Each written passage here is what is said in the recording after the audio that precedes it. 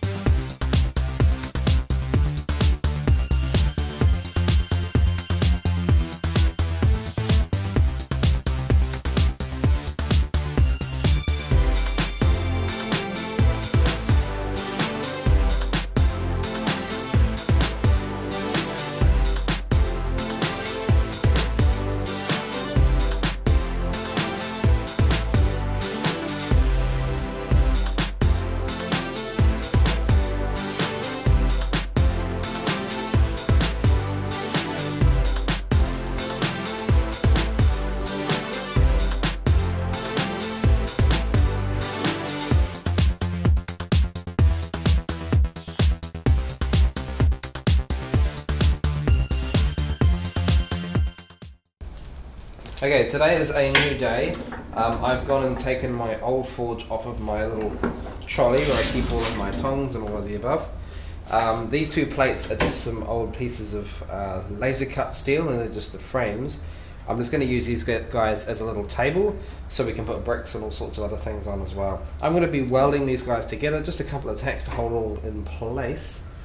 And then hopefully I'm going to be putting the new forge on top, and it'll just sit there. I think that might just be a better option. Once I've got the forge placed on the welded plates, I'm going to be taking some fire bricks and using them as shelves to sit almost in line with the two windows of the forge. So we'll see how that goes. And yeah, we'll start the forge up again. I already started up before and was pretty happy with it. We'll start it up again just in broad daylight and see what type of heats we're getting to and how long it's taking.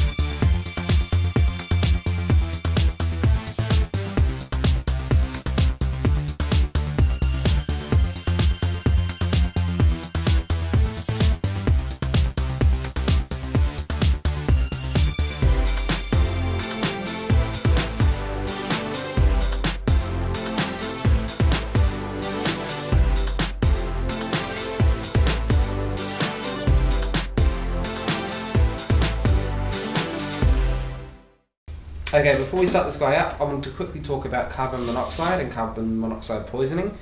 If you are exposed to it long enough, it is pretty much fatal, and you'll just drop like that one day, and it's kind of really not that nice. You don't really want that to happen. Ways to prevent this happening is, the key is ventilation for your forge. While you're forging, while the studio is running, if you have a workshop that has a door, like a big roller door that you can open up, and that's brilliant, that's more than enough. When I'm doing my classes, I've got the roller door all the way up, so that when we're running the forge or running the really big Damascus forge, we've got lots of ventilation. There is no real way to detect how much carbon monoxide density is in the air or in the atmosphere unless you do have a carbon monoxide detector. Okay, so to light this guy up, we're going to be using a lighter and a piece of paper, and once the paper's lit, it's going to go inside the forge like that. I'm going to have the choke of the forge closed. That's this little plate on the Gameco burner, and both of the burners have this little plate. Have that completely closed off, and then slowly open up the gas bottle and step back. Once the flame is lit, you can slowly open up the choke on the burner, and that will start to give you that blue cone flame that you're looking for. Okay, one thing I just quickly forgot to say, I usually leave the ball valve, that's this little yellow thing here. This is actually the main switch for letting air into the burner or not. I personally, I leave these guys just open or in line. I'll show you again, just that's closed now, that's open, that's closed, just in case you weren't sure, so I'll leave that guy open. I'll light my paper and pop the paper inside. I have too much paper. You don't know. I should have used a smaller bit of paper. Now I'm going to open the bottle. Alright, cool. So that's the flame coming out. Now I'm going to slowly come over to the choke, and I'm just slowly twisting it. You'll hear a difference. It sort of sucks the air in as the gas flows. There we go.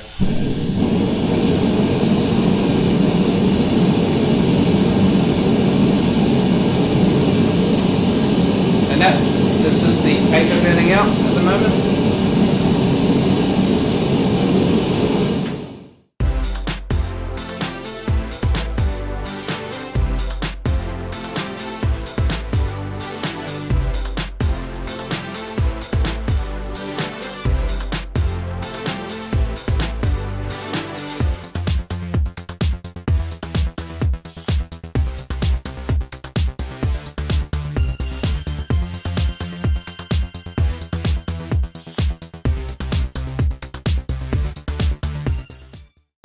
So that's the forge build. It looks pretty cool. I'm really excited to be using this guy in our blacksmithing classes, so that's going to be really fun. And this forge doesn't really have a name yet either, so if you want to put down any suggestions of what to name the forge, because giving it a name would be kind of cool.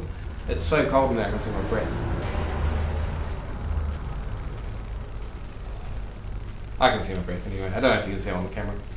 If you like this video, smash that like button with a giant hammer, and if you are new to Stackhouse Knives, please subscribe, because we're making some really cool stuff. If you are liking this video and another video and you want to see more of the videos, then yeah, just subscribe and hit the post notification button below, and you'll get notifications when our next video will be out, and yeah, that'll be kind of cool. So yeah, until next time, you have a wonderful day, and thank you very much for watching.